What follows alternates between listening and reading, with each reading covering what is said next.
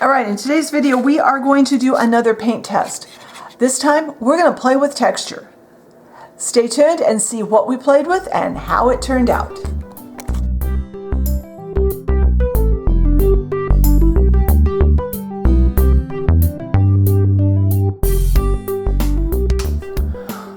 All right, so let's talk about what we're going to be doing a little more thoroughly, how I'm going to accomplish what I'm planning to do today. So I want to test, like I said in the intro, some additives to add to our craft paint for different effects. I think mainly today we're going to work on texture.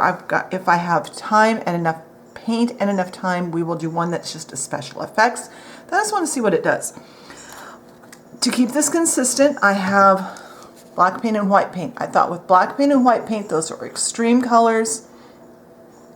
So we can kind of get an idea of how much these different additives are going to show and affect the colors of our paint, as well as the texture. Now the white I am low on, but I have more white paint to back up, so it may not come out of this bottle at the end, but I'll make sure it's the same texture.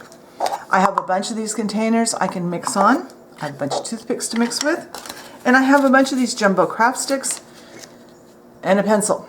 So I am going to set up one craft stick per test, and then at the end of the day when they dry we will see how they look. So let me get set up for our first test. Alright, so first we're going to test, you might be able to see there, baking soda. So I've got baking soda just straight out of the cabinet. We've used baking soda before on paint to give a good texture. It gives a good texture, like kind of like concrete. I used it on the foundation of the beachside bungalow. I've used it on I'd used it on a table a while back. Baking soda just thickens our paint and gives it a little more texture. Now I'm not aiming for a super thick, I'm kind of trying to go with kind of a medium texture on this.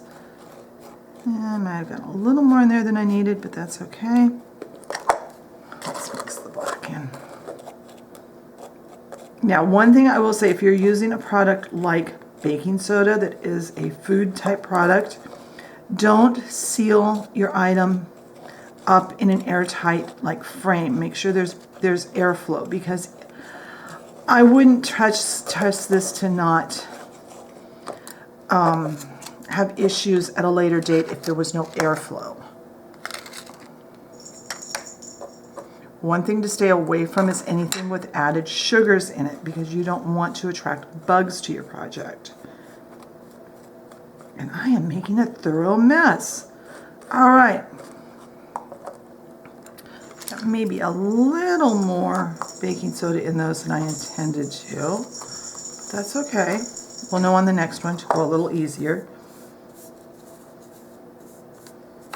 So it makes a nice thick paint. And be sure, if you're using something like this, to get your brush cleaned out really right away. Don't save the brush for later, because you don't want this stuff to dry on your brush. And yes, that would be the cat. He's making his, appearance in the video. All right, so that's what this looks like wet. I'll get some pictures, and I'll clean my brushes, and I'll get set up for our next test. All right, next we're going to test sand, and I just have some basic white sand. I got this off of eBay. It's actually a little bag of sand used for wedding ceremonies, for the unity ceremony in a wedding. It's a good way to buy small bags of sand, and they had all colors. All right, let's see how that does. Now, sand I have used not only in miniature projects. I remember years ago when we built a new porch on a house, we mixed sand in the paint for the steps to give some traction on them in the cold and the wet. So this is a very different texture than what you get with the baking soda.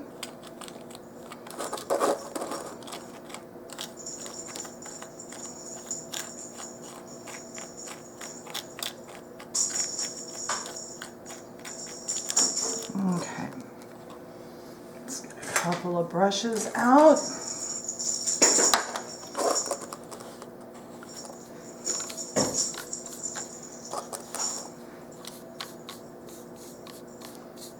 obviously you could use whatever color paint you want. You could add more or less of the additives to your paint than I am. I'm simply trying to do something so that you can see what it looks like when it's done. Okay, that is a cool texture. That could be very useful in a lot of places. So let me get cleaned up and we'll go to our next test. All right, for our next test, we're going to use coffee grounds. These are the same coffee grounds that I would use to as soil in a miniature pot. These are used coffee grounds that have been thoroughly dried. You want to make sure they are completely dry and that they have already been used to make coffee with. They're less apt to have problems if they are used. Now I suspect that the coffee grounds are going to show in the white paint. Would be my assumption, but we will see. And I am making a mess.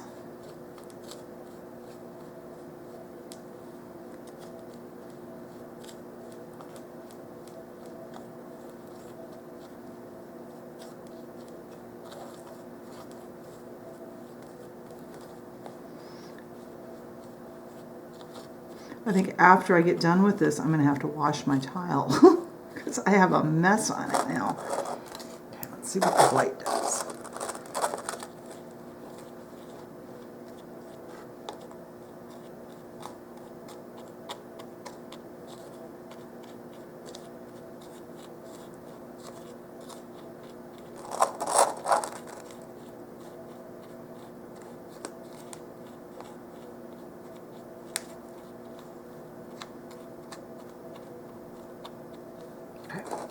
Let's see what this does. Excuse me, I'm losing my voice now. Okay, that has a very different feel to our others. It's like the paint absorbed into it much more than it did in either of the other tests. Let's see what the white does. And there will be close-up pictures of each test over on the blog post, as well as more of my thoughts and the list of what we used. Yeah, this I don't...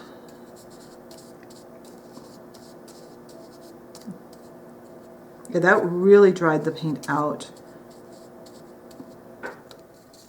Okay, let's try redoing this with more paint. I think I need more white paint.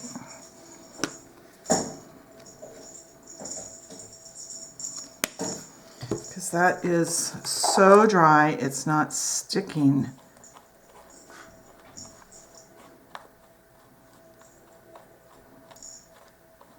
Enough that it's giving a good texture. All right, that feels like it's going to maybe stick better. Okay, note with coffee grounds, don't put very many in. Okay, that's a very interesting texture. It totally changed the feel of the paint, more so than either of the other two tests. Let's see what the next one does. All right, next we'll be trying cornmeal. I have paint all over myself, but not quite as much as I did last time. Okay, let's see how the cornmeal does. Now, some of these are ones that I have heard of for Dollhouse techniques. Some are some I found online when I did a search for texturing paint for real house projects. So if you have some suggestions for things you'd like to see me do, put it in the comments below. What paint tests would you like to see in the future? I know you guys really enjoyed the paint test with the metallic paint a while back, and I thought this might be a really fun one. But what else would you like to see? Let me know in the comments. All right. Okay, I like the texture this is giving. This isn't... It's kind of in between the coffee grounds and the baking soda. It's giving a really good texture without drying the paint out like the coffee grounds did. And yeah, I was a little more careful on how much I put in too.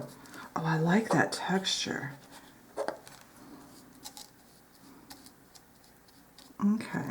Yeah, there was this black paint is very goopy. So I've got a lump of paint there. Okay, let's see what the white looks like.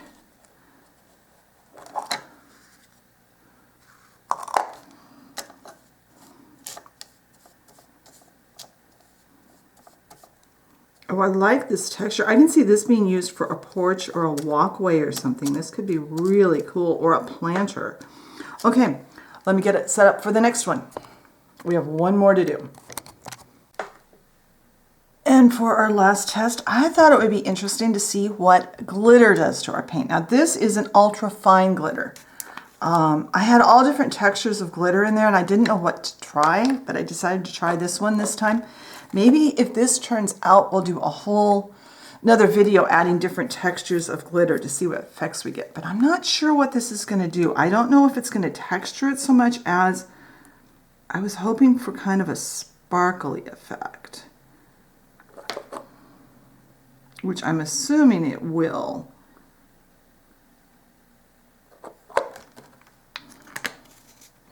All right.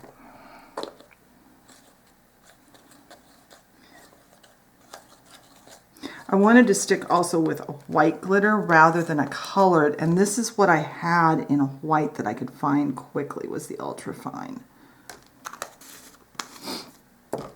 I ended up with more paint because I had to pull a lump out of my paint. Oh, that's a cool texture. If you've ever done any tile work in real life and you've handled grout, that one feels like grout. Okay, I put way too much paint on there this time.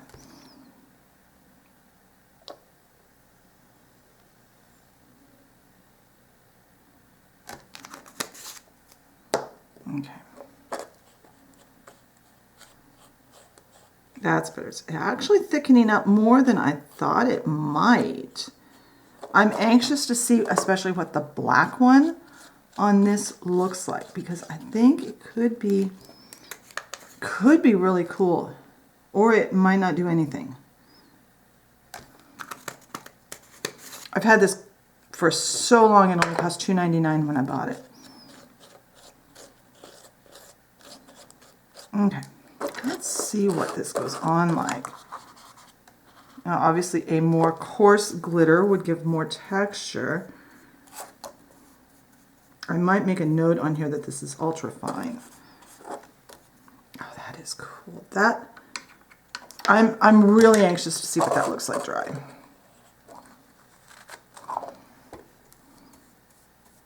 All right, I'm gonna let these dry all the way. When they're dry, we will get a look at what they each look like. So I'll be back when they're dry.